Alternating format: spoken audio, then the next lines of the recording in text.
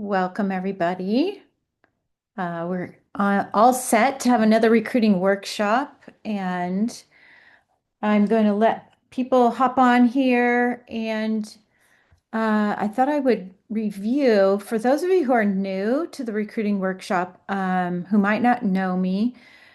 I thought I'd do a quick review about who I am, because I always forget that maybe some people are brand new to um, this workshop and or JH Consulting. So basically, my name is Jill Hicks. I started this business, oh gosh, 14 years ago. Prior to that, I was recruited to Oregon State. I was an elite gymnast and then went to Oregon State, got injured, and was asked to be one of the coaches. So I started coaching when I was 17 in college. And I coached for 14 years at Oregon State. We were one of the top four teams in the country. Um, and I had a great experience and I learned a lot. Then I went on to become a head coach at a school that's no longer supporting women's gymnastics, and that's Cal State Fullerton. And so I did that for 6 years. And then I got asked to, well, actually, we moved to a city where there's no college gymnastics. And I got asked to go on tour with the Olympic team in 2012. So I was a chaperone for the Fierce Five for 4 months, living on a bus, a little bit crazy, but so much fun. And then I started JH Consulting. And the reason I started it was because I loved the recruiting part of being a college coach, number one. And number two, I always saw parents when they came into my office so confused about what was happening and what their options were and opportunities and how to go through the recruiting process. And even the athletes, they'd have a few schools that they were interested in, but by most, it mostly seemed like families were not really clear on the recruiting process, how it worked, and what schools could be options for them. So that's why I started JH Consulting. And I now we've grown and grown every year, and we have about 8 advisors.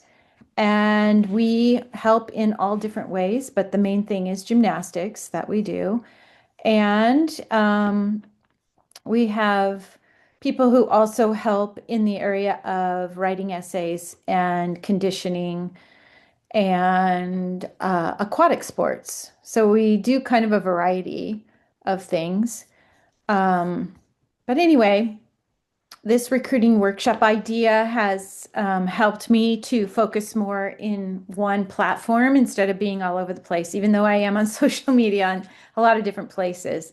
But I kind of like doing this because I think it gives families the opportunity to hear directly, either families that are already with JH Consulting or families that are thinking about JH Consulting. It kind of gives you an idea of what we're like. And so I absolutely love it. My favorite part are your questions. So I open the chat here and I want you to know you can feel free to ask any questions that you want. And yeah, so let's get started. Let me grab my notes here. And if you think of questions, you want to type them in as I'm talking, that's great. It can be about what I'm talking about, or it can even be something different. And I know sometimes it can be hard to share your questions because you wonder if it's going to be confidential. I understand that. So I do my best to not share people's names, even though we know names are on here. But, just do your best to ask any questions that you want. Trust that for the most part, I think people are pretty good about being mindful of that. So, all right, let's get started. So when families start the recruiting process, it tends to be really fun. It's so exciting to think, oh my gosh, someday my daughter might be able to be on a gymnastics team.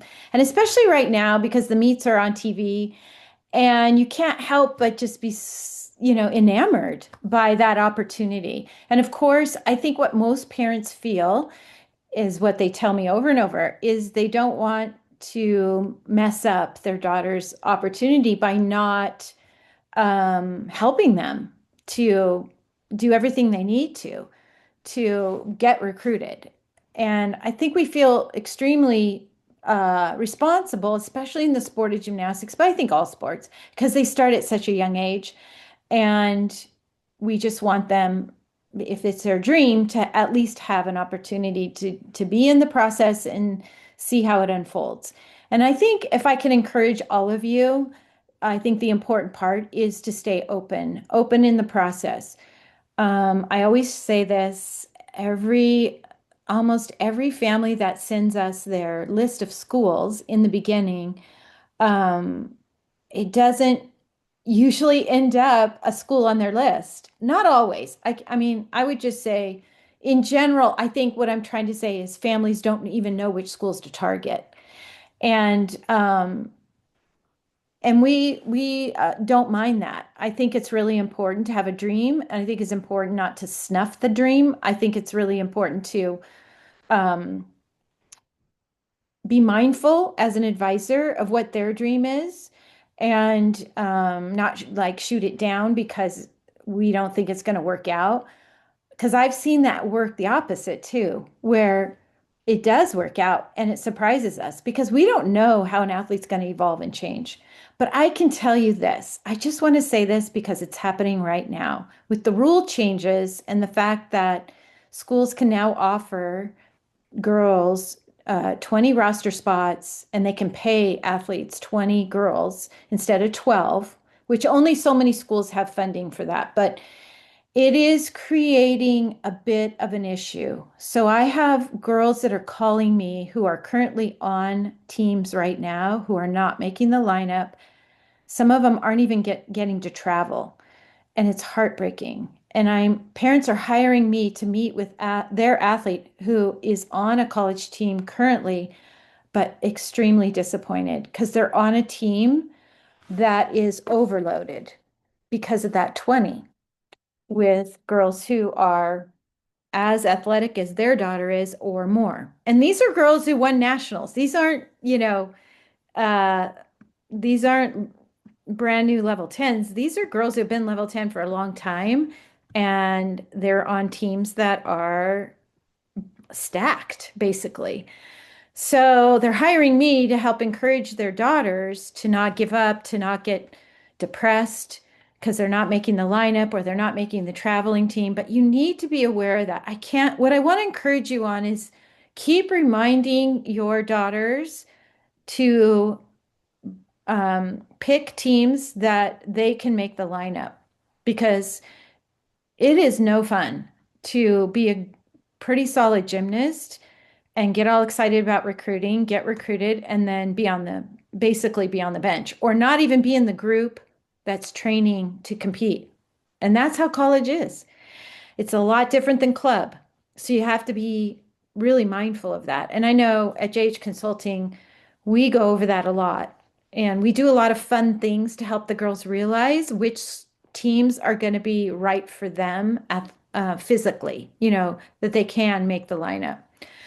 So I'm going to be emphasizing that more because with this rule change where we now have um, 20 roster spots and some schools can pay 20 girls to be on the team.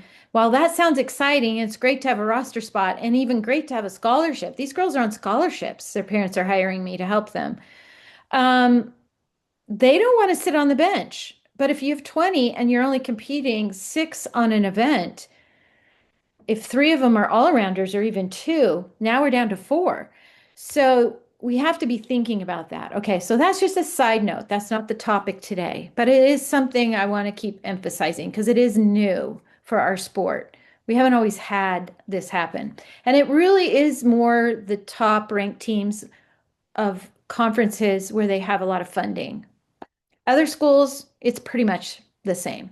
It's not working like that. So it's really different depending on which school you're going to be targeting. All right, topic today. Let's move forward. Top 5 reasons college coaches quit on a recruit or stop recruiting them or ghost them. Now, you might be thinking, this really happens in recruiting? Yes, it does. And it's not always on purpose. It's not always to be mean. It's none of those things. It's just recruiting is a business, and coaches have very limited time, limited spots, and limited scholarships. So they're going to prioritize what helps them win and build a sustainable roster.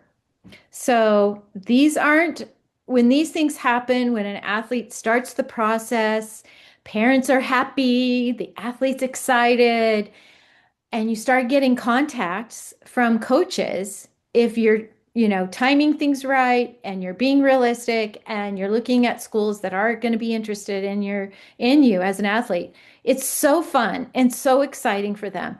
And then after a week, maybe 2 weeks, maybe even a few months of conversations, all of a sudden things stop with a certain school and they have no idea why. This can happen. So let me share the top 5 reasons that this happens in sports overall. And then I'm going to break it down to gymnastics because I think there are some specifics to our sport.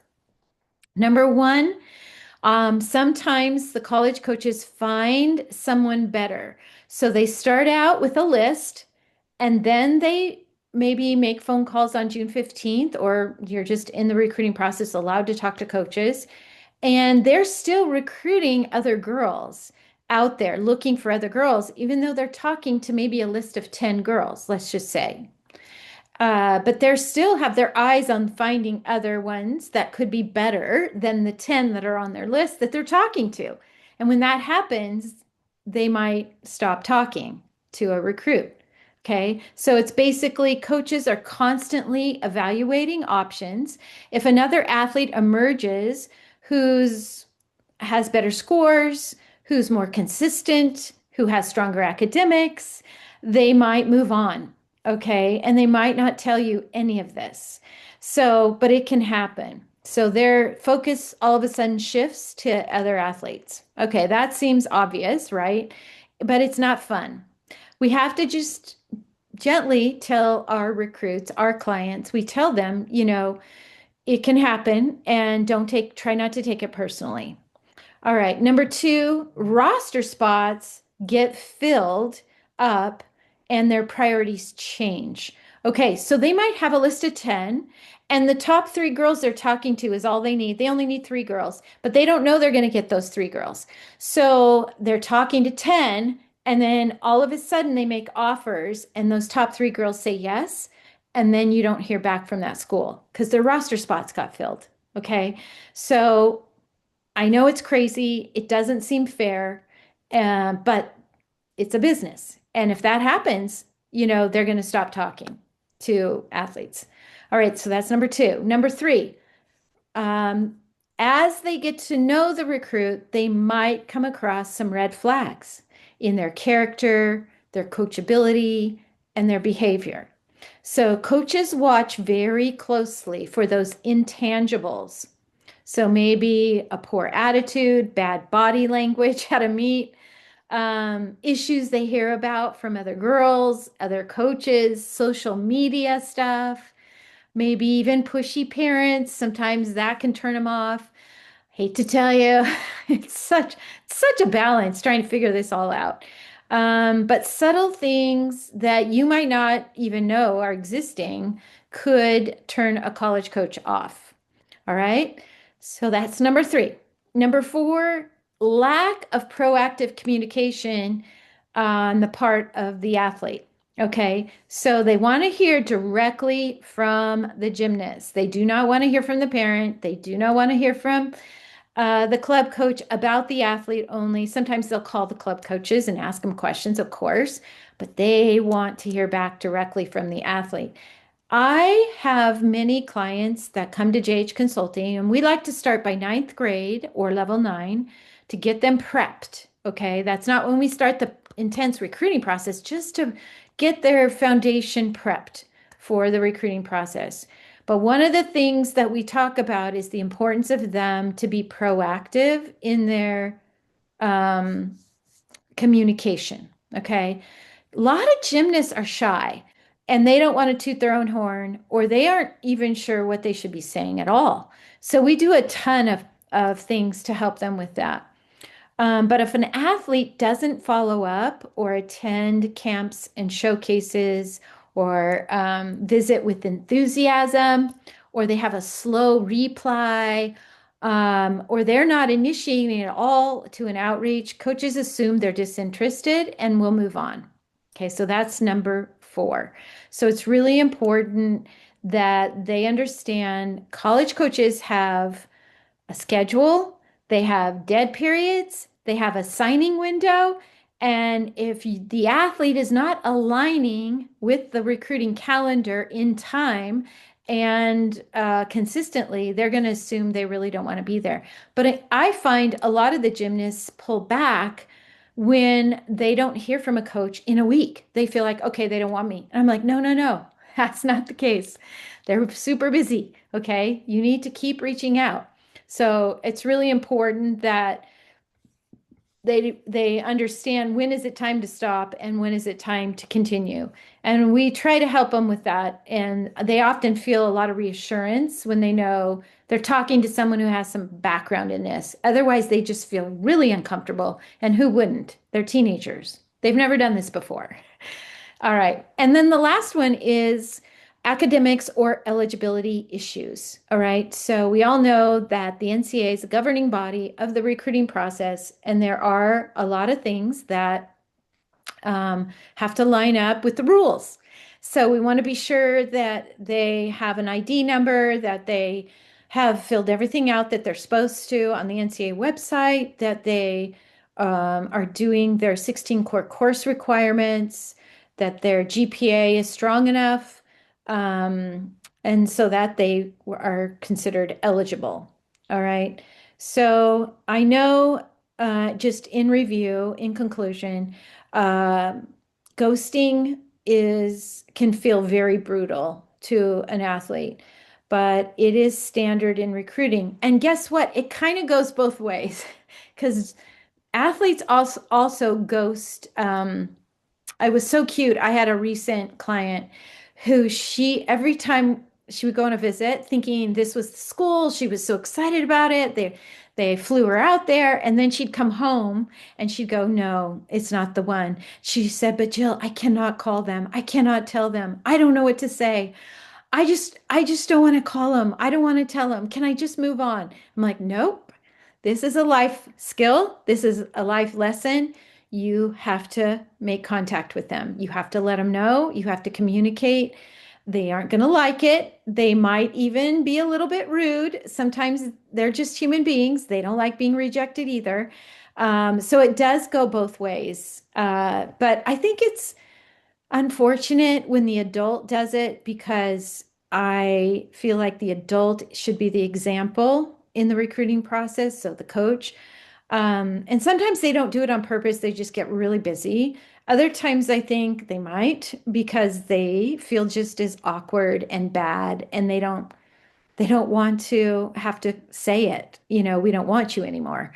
They don't want to hurt the athlete's feelings, but boy, are there some great coaches out there who actually say, if there's anything I can do to help you, we're not going to be able to move forward, but we really enjoyed our time with you. And, while it hurts and it's frustrating to the athlete, I think it's their first lesson, one of their first lessons in learning how to deal with life isn't fair, but here's how we can work through it, get to the other side, and actually see the positives in them moving on because it's going to get the athlete to the right school. Okay, so there's a whole nother recruiting workshop on all that. Um, so I just encourage you all when your athlete starts the process to just help them stay proactive and be open in the process.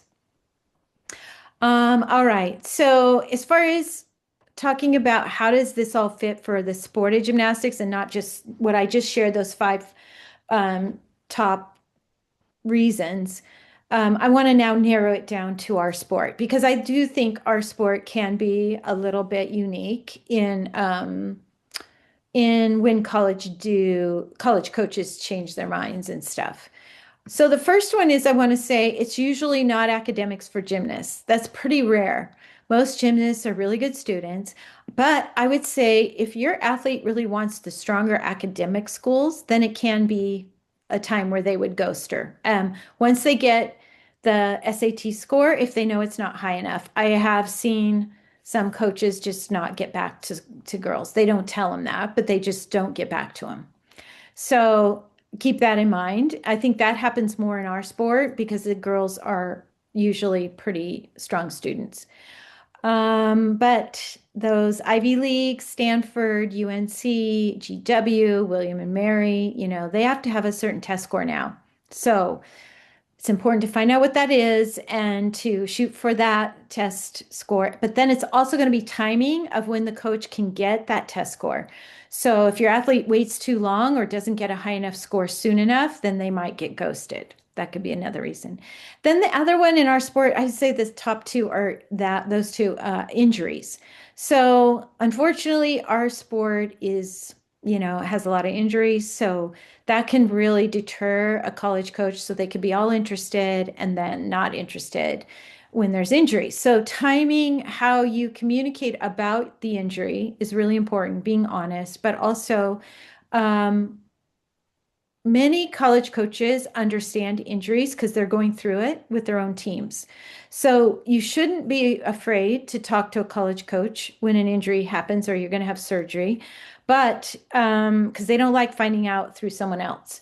But it's how you deal with that injury with them. That can be a deal breaker.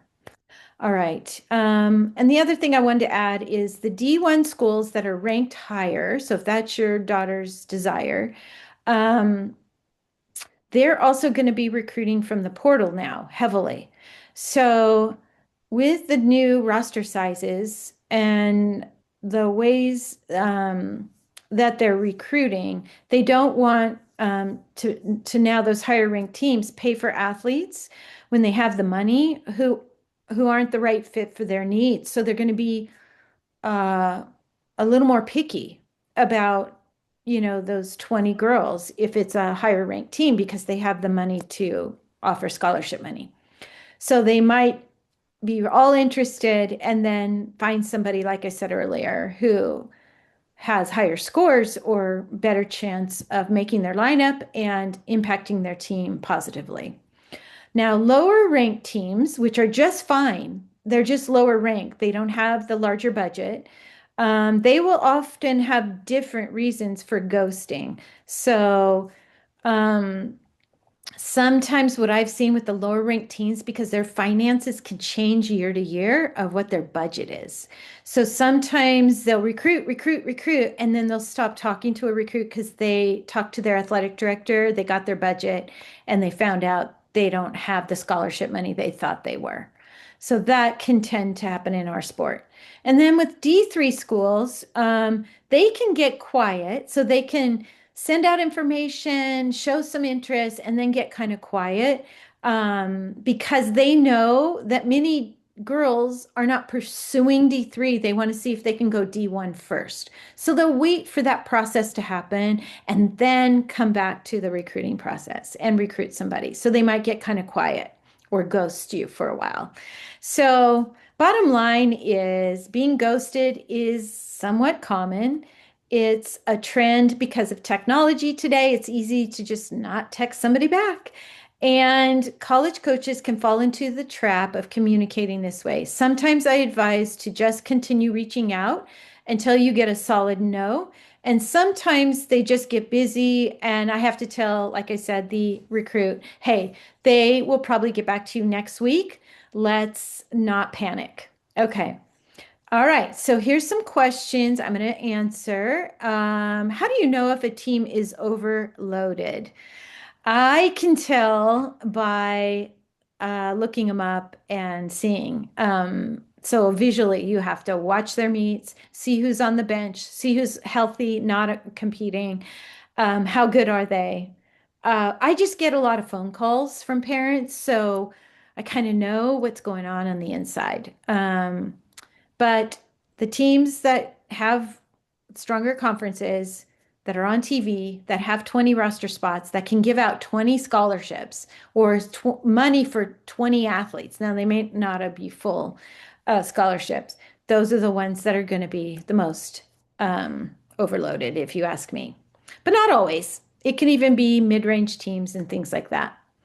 Um, During the recruiting process, oh, and I guess I would say asking the right questions when your athlete goes through the recruiting process can give a lot of information to the recruit or the parent.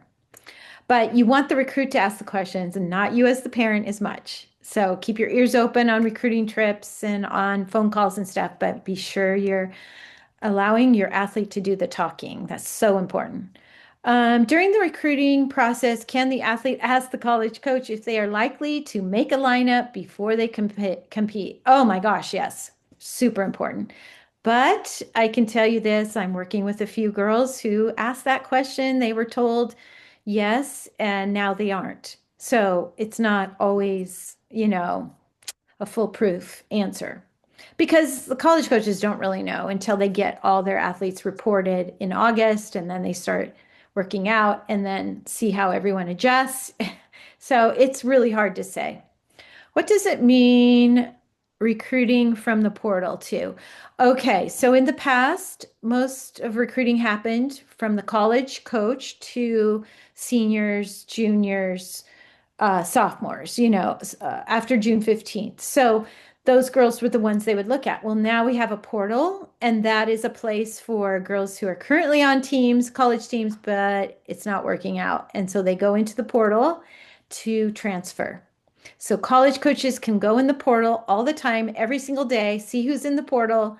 And if there's athletes in there that are better than athletes they're recruiting who are in high school on club teams, I mean, then they're going to go after the girls in the portal. All right. Um, if you don't necessarily need a scholarship, is that something we should say up front? Does it benefit the athlete in recruiting? It depends on the school, depends on the college, and it depends on the situation. I never recommend that you say that up front, but there are certain incidents in timing wise or situations where I would recommend it. So I have to know the whole scenario before I would say that you should bring that up. Sometimes it can work really well in your favor, and other times you could lose an opportunity of getting a scholarship. So you have to be careful.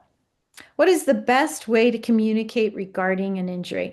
I think the best way is to wait until your athlete has gone through the shock of the injury, let things settle down. There's no rush.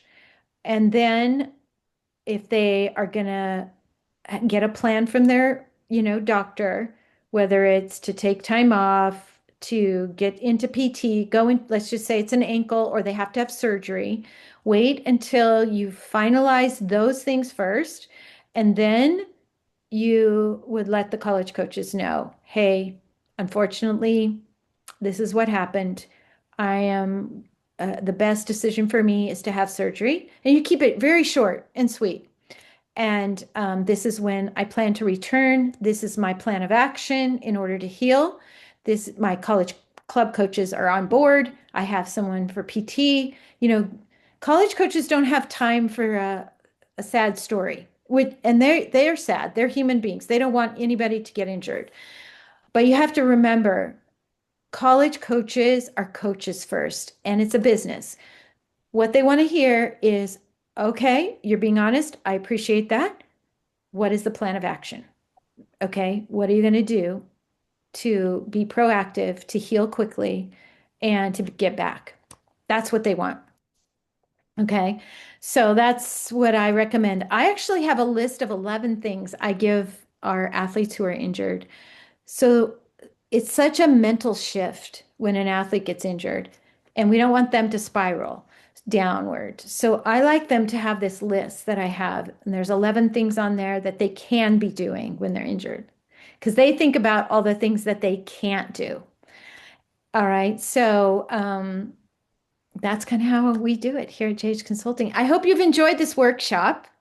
We typically try to just go 30 minutes. I know last year we went a full hour, but I want to thank you all for being here. And I do these about every other week. So keep an eye on my announcements. If you want to know when they are, be sure you are on our newsletter. You can go to jhicksconsulting.com, click on the box and put in your email, and you'll get all the information every time I do a workshop. So I hope you guys have a really great season this year with your daughters, and we wish you all the best.